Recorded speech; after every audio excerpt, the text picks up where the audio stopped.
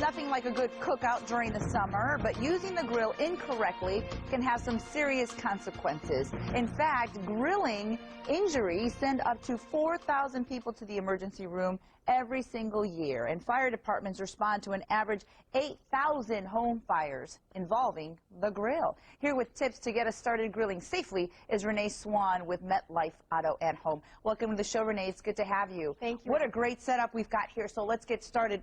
First of all, talking a little bit about the statistics that we've heard. This is really startling. How does this happen that people get injured so frequently with grills? It's really all about safety, taking proper safety precautions and using each grill type appropriately. Okay, so how many grill types are there then? There are three main types of grills. Okay.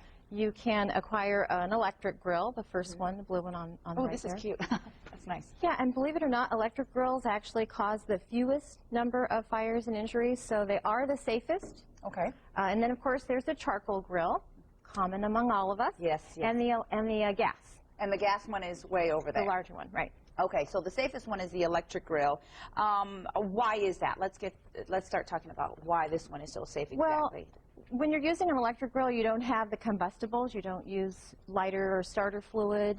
You don't have the same cleanup problem that you do with charcoal. Okay, so basically you just get it started and you're good to go. And you're good to go. You do want to be careful about using an appropriate extension cord. Make sure you read manufacturer's instructions. So you're using the extension cord that's appropriate for that grill. This particular electric grill is designed for use outdoors. There are many that you can use indoors. Does your food taste the same though, Renee? You still get the same grill taste, but you're not going to get the charcoal taste, right, that you get from charcoal. Speaking of that, let's talk about this one then. Yeah, this one is actually a folding grill, and these are really common, popular right now out on the marketplace. You just want to be really careful that you've put it together properly and tightened all the bolts so that once it's underway with charcoal going, it doesn't tip.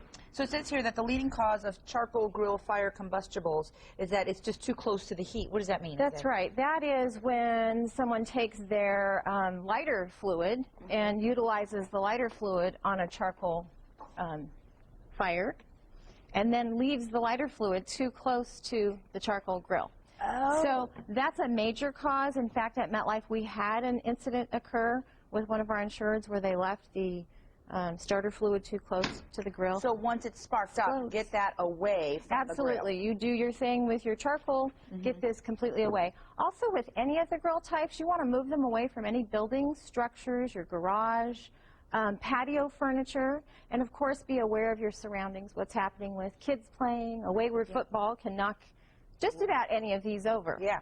All right, starter fluids. What are some of the ones that we should avoid? You don't want to ever use gasoline or kerosene. Okay. And you certainly don't want to put additional starter fluid on a charcoal fire after you've already lit it. I know it's tempting, but you know, to avoid flashback where the fire actually comes right back at you.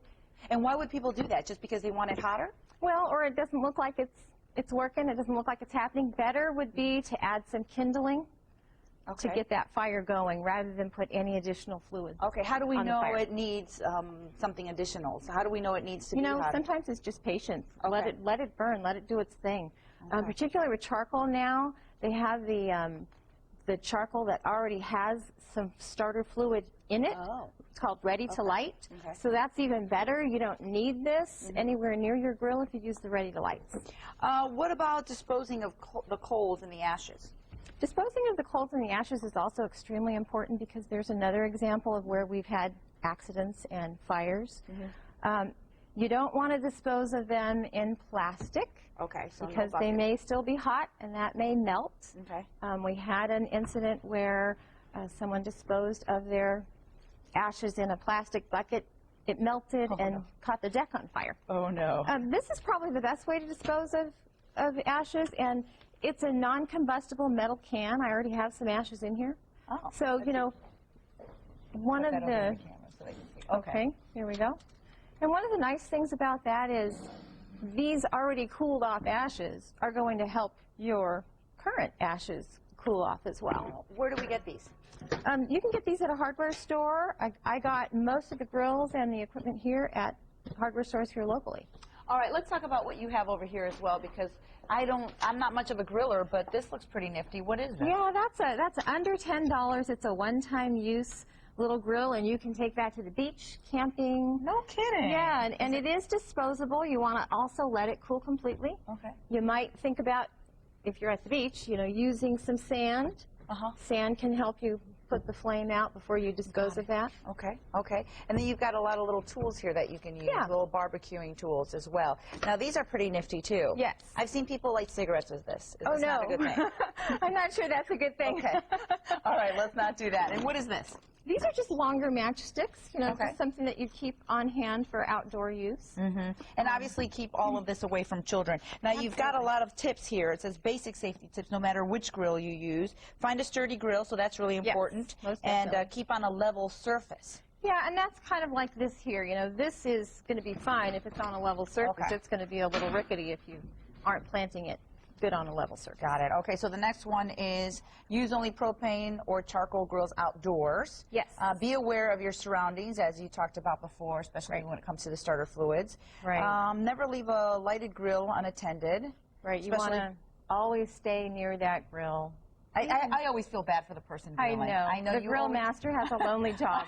So visit true. the grill master. Visit the grill master. Bring him a cool cocktail or something to There you drink, go. because it's really a tough job. Okay, use the right tools for the job. A clean grill is a safe grill, and that's what I wanted to talk about. This utensil right here, do you use it after every single grilling experience? Absolutely. Okay, so you scrub it, clean the grill. And this is basically all you need? That's basically all you need. Get the grease and grime off of there so that you're not looking forward to another fire. Okay, and these are sold everywhere. Yes. You can get so many different kinds of Right. these. Okay, a fire extinguisher, a bucket of sand, or a garden hose is always good to have around. Oh, this is a good one. Avoid loose clothing.